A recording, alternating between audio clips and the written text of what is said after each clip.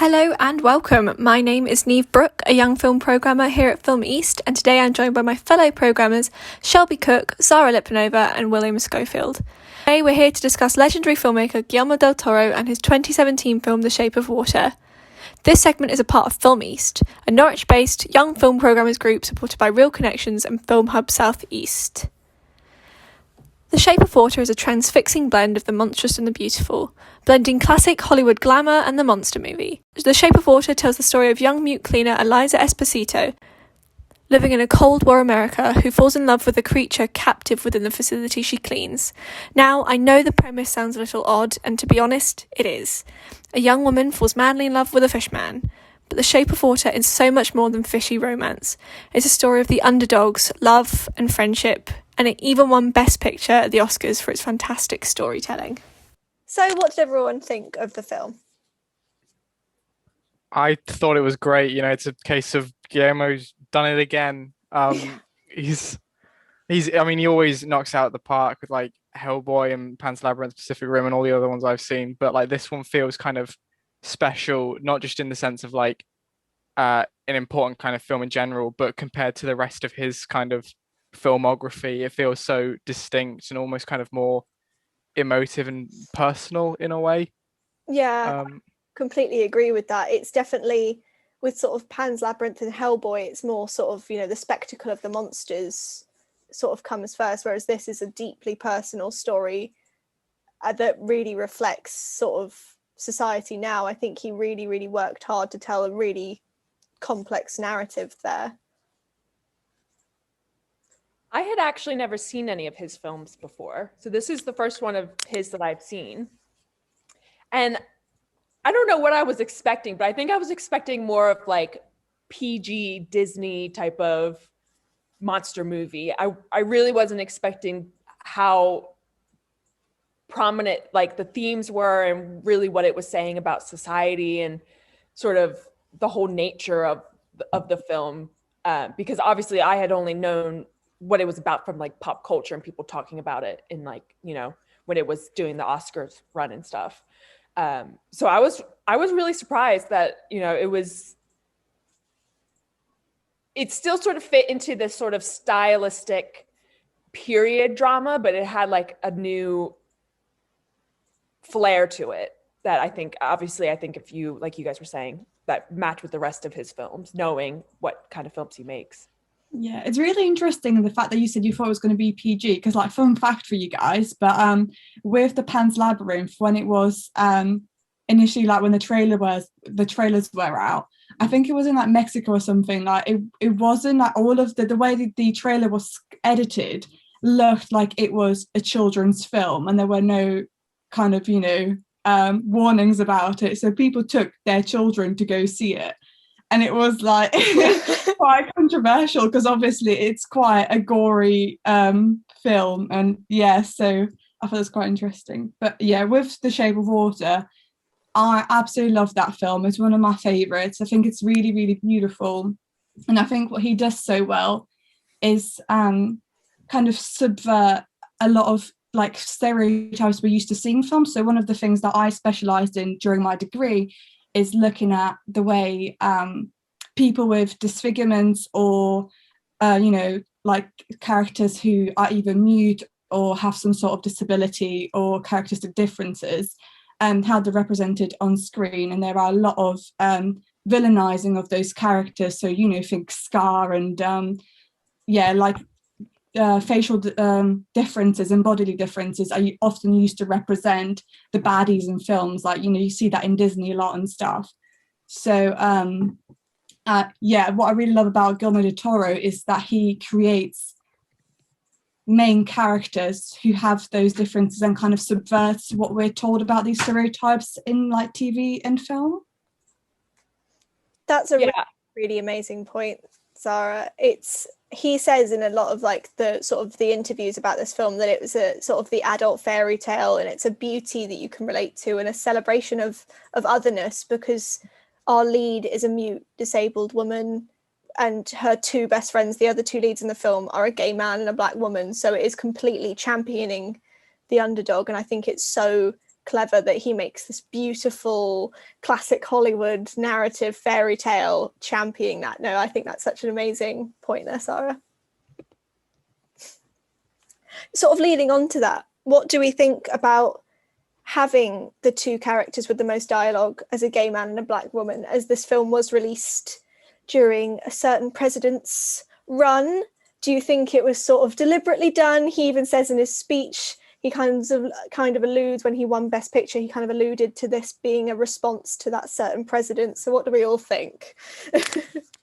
I actually, going back to like representation, was really surprised by how, particularly in the fact that it's a period piece.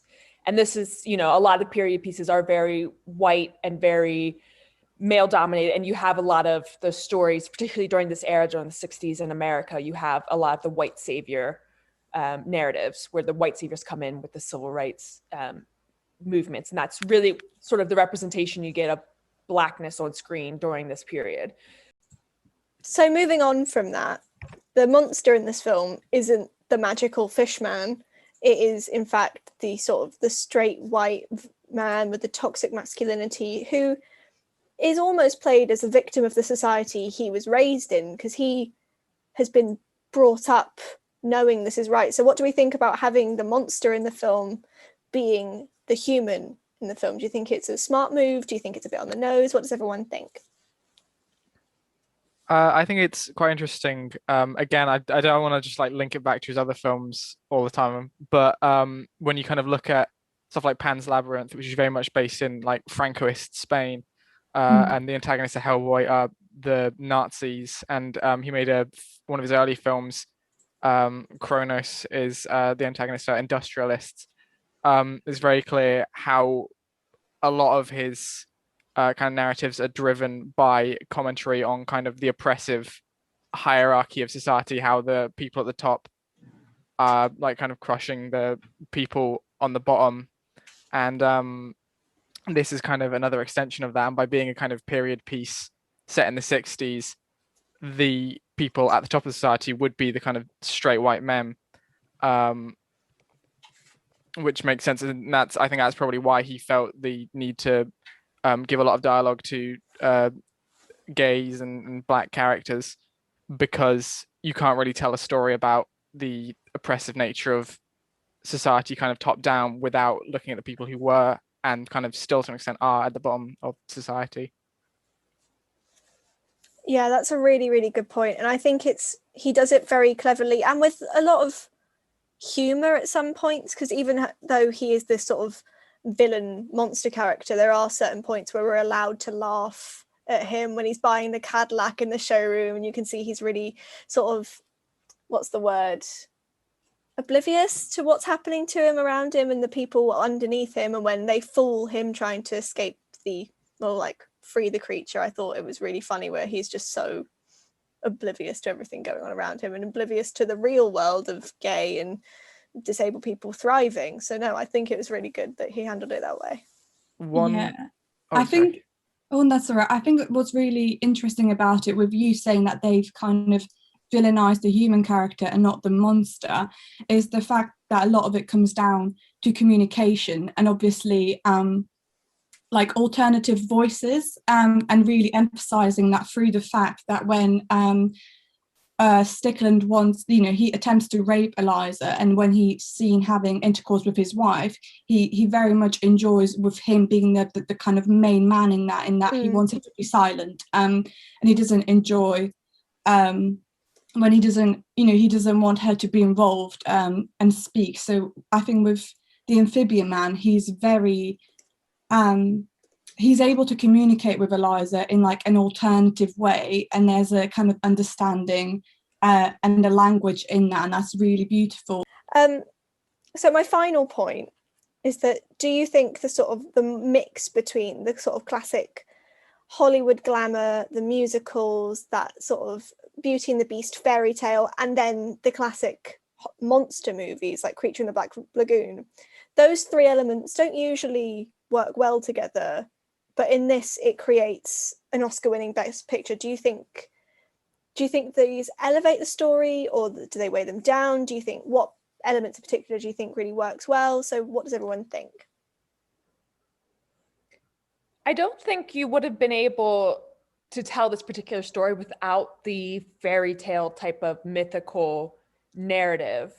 And it's also really interesting because, like Sarah said earlier, it does sort of give it off like that child, I don't want to say childish, but like that child fairy tale sort of Disney type of feel to it. And it does have these, so I can see that bringing people into watching this film and being really just exposed to these ideas of disabledness, queerness, blackness, otherness, without really anticipating it, and sort of being subjected to watching this in a way that through a medium that they would have expected it to be more of like a La La Land, or where it's more reminiscent of classic Hollywood movies, where it really challenges the viewer to think about what's being portrayed to them on the screen. Yeah, the point you made about sort of the comparison to La La Land, where it's that got praised, and similarly a Best Picture, where it's the unconventional musical. The use of the sort of the musicals in this help give Eliza her voice. You see how she sees the world. She's dancing, she's mimicking these musicals that she's watched and grown up from, watched with Giles. And without even dialogue, she uses the music that she loves to communicate with the creature. And I think it's really clever, subtle filmmaking that Del Toro uses there to just not only show his love of the musicals, but show the characters' love of the musicals as well, and introduce musicals to a whole new generation. So I think it's very clever. What I also really love about the film is that, and the way Guillermo del Toro plays with the fairy tale narrative, is that in comparison to other films, for example, like Beauty and the Beast or Jane Campion's The Piano, where the other character that's, either the Beast, who's the other in there, who's obviously makes this big transformation at the back when he turns into a prince, or with in The Piano with the character kind of coming back to society and being in a straight relationship and learning how to play piano, learning how to speak. With Eliza in The Shape of Water, it's completely different, because they don't try to fit into society, they don't try to become civilized. The kind of finale in the film is that they both enter the water, so they kind of go into the other space. They don't try to fit into the human space, which I think is really interesting. Yeah, and it also plays on that concept of, fish out of water. Yeah. I love that scene at the end where the scars on her throat, which were presumed just that's how she's mute, open up, and she sort of takes that breath, and it's like she can finally live authentically. She doesn't have to play the role that she's like been given in society.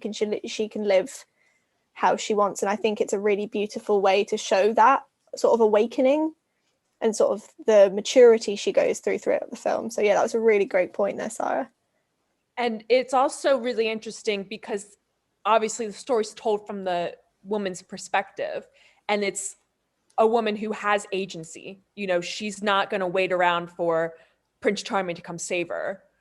She knows what she wants, and she's going to go get her fish man and, come, and be with him. Like, she knows what she wants out of that. And that's giving the agency to sort of the princess character, where we're so used to seeing her as the damsel in distress, who needs to be saved, whereas she's saving, the traditional prince character.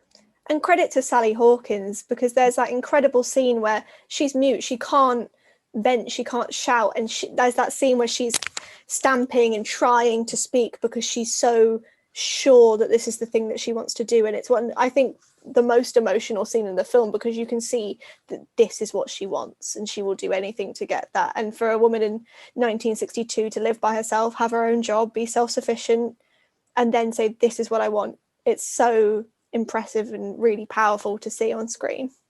Hopefully you enjoyed our brief discussion today. If you're interested in learning more about The Shape of Water, you can visit our website to read our article all about it, as well as other articles related to the topic. If you're interested in contributing to our film and television blog, visit film-east.com/submissions for more information.